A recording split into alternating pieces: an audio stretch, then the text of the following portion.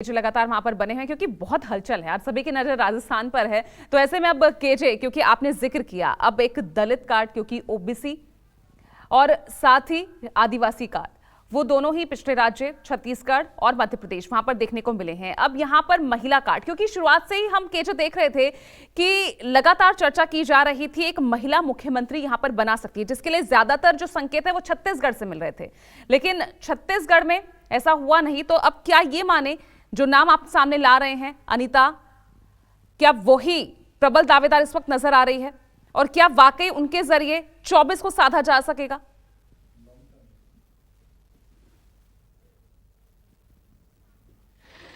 पूजा, देखिए, अनीता बघेल नाम केवल इसलिए आ रहा है सामने क्योंकि वे एक लगातार 5 बार से विधायक हैं, अजमेर से विधायक हैं, तेज तर्रार नेता है, मंत्री के रूप में काम करने का अनुभव है, एकदम गरीब परिवार से आती हैं, सामान्य महिला हैं, तो इस तरह की तमाम खूबियां उनके साथ है। दलित वर्ग को साधना है, महिला वर्ग को साधना है, तब तो ये नाम सबसे आगे समझा जा सकता है।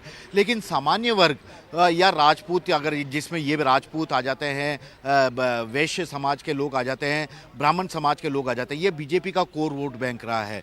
तो ऐसे में बीजेपी इन्हें भी नाराज़ नहीं करना चाहेगी, क्योंकि इन्होंने आंख बंद करके हमेशा बीजेपी के पक्ष में, मोदी के पक्ष में वोट देते आए हैं, तो इन पर भी बीजेपी दाव खेल सकती है। तो यानी कि अब दलित, महिला या सामान्य वर्ग, यहाँ से मुख्यमंत्री का नाम सामने आ सकता है।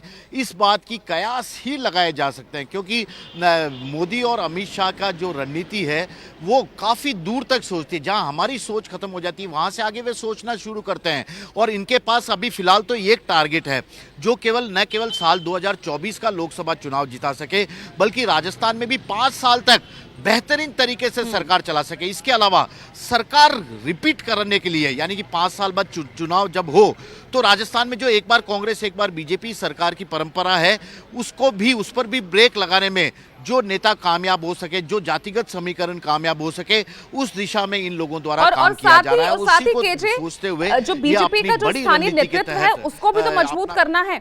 इसीलिए तो लगातार बीजेपी इस बात पर भी जोर दे रही है कि अब नई लीडरशिप खड़ी करनी है, ना सिर्फ 24 के लिए बल्कि 29 के लिए भी।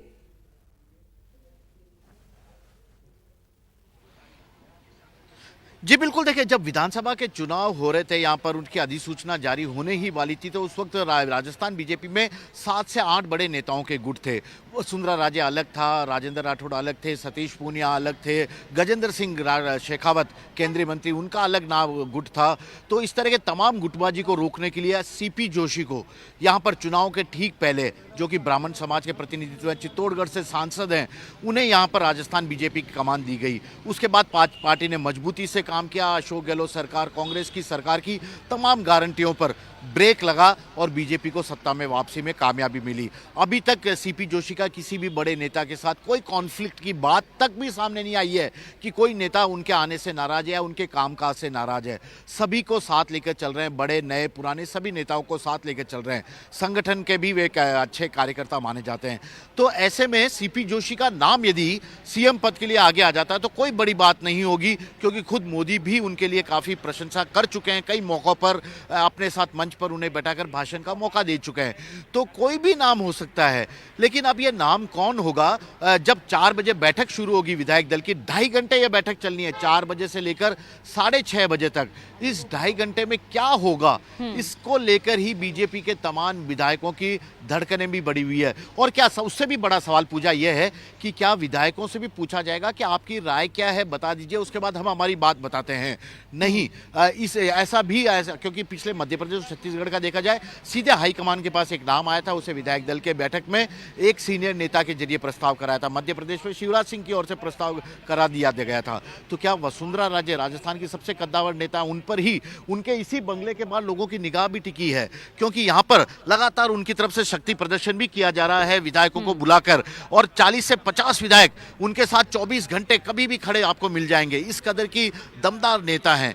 तो क्या वसुंधरा राजे उनके में से किसी का नाम आगे लेके आएगी? बिल्कुल, या वे उसके बाद ये भी संकेत कि वो यानी वसुंधरा राजे राजनाथ सिंह को लेने के लिए पहुंचती हैं या नहीं, उससे भी बहुत कुछ तक जो है तस्वीर साफ होती नजर आएगी, उससे भी कई संकेत मिलेंगे। चलिए, लगातार नजर बनाए रखिएगा केजे, आपसे आगे भी संपर्क हम रखेंगे और फिलहाल एक छोटे से ब्रेक ले रुक रहे हैं।